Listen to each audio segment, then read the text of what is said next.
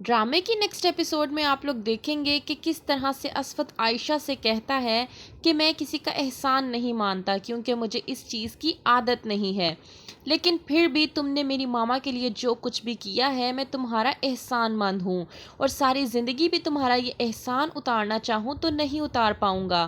اس کے بدلے میں تمہیں یہ ضرور کہہ سکتا ہوں کہ اگر زندگی میں کبھی تمہیں میری ضرورت پڑے تو بلا جھجک تم مجھے آواز دے سکتی ہو، میں تمہاری مدد ضرور کروں گا۔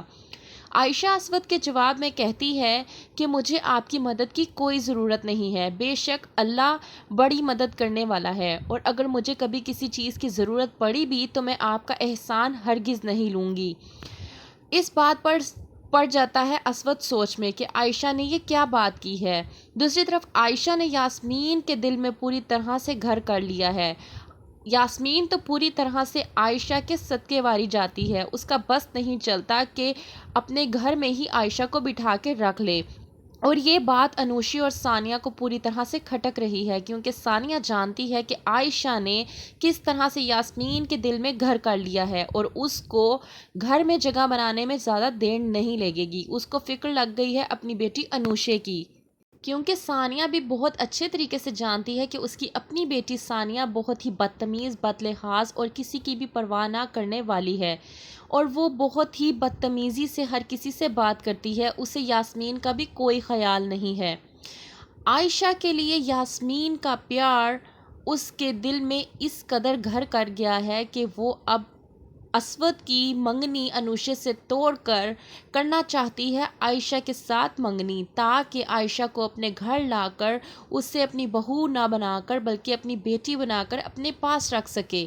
دوسری طرف عائشہ ہے پوری طرح سے پریشان کیونکہ وہ اسود کے بدلتے رویوں کو نہیں پہچان پا رہی۔ اسود کا رویہ کبھی عائشہ کے ساتھ بہت ہی ظالمانہ قسم کا ہوتا ہے اور کبھی بہت ہی زیادہ ہمدردانہ۔ وہ سمجھ نہیں پا رہی کہ آخر اسود کے دل میں کیا ہے، اس کے لیے محبت ہے بھی یا نہیں، لیکن اس نے اپنا یہ فیصلہ بھی خدا پہ چھوڑ رکھا ہے کیونکہ وہ کہتی ہے کہ اللہ جو کرتا ہے وہ ہماری بہتری کے لیے ہی ہوتا ہے۔ دوسری طرف ثانیہ سن لیتی ہے یاسمین کی تمام باتیں جب وہ کہہ رہی ہوتی ہے کہ وہ اسود کی شادی عائشہ سے کروانا چاہتی ہے۔ ثانیہ آ کر انوشے کو بے حد بولتی ہے اور کہتی ہے کہ میں نے تمہیں کتنی مرتبہ کہا تھا کہ جس طرح میں کہتی ہوں اسی طرح چلو، کر دیا ہے نا تم نے تمام کام کا کباڑا۔ وہیں پر انوشے کہتی ہے کہ کیا ہوا؟ کہتی ہے ثانیہ کہ بھابی تمہارا رشتہ اسود کے ساتھ توڑ کر اسود کا عائشہ کے ساتھ رشتہ کرنا چاہتی ہیں۔ آتا ہے اسود تو جاتی ہے انوشی اور پوچھتی ہے کہ کہاں تھے تم؟ اسود کہتا ہے کہ میں عائشہ کو ڈراپ کرنے گیا تھا۔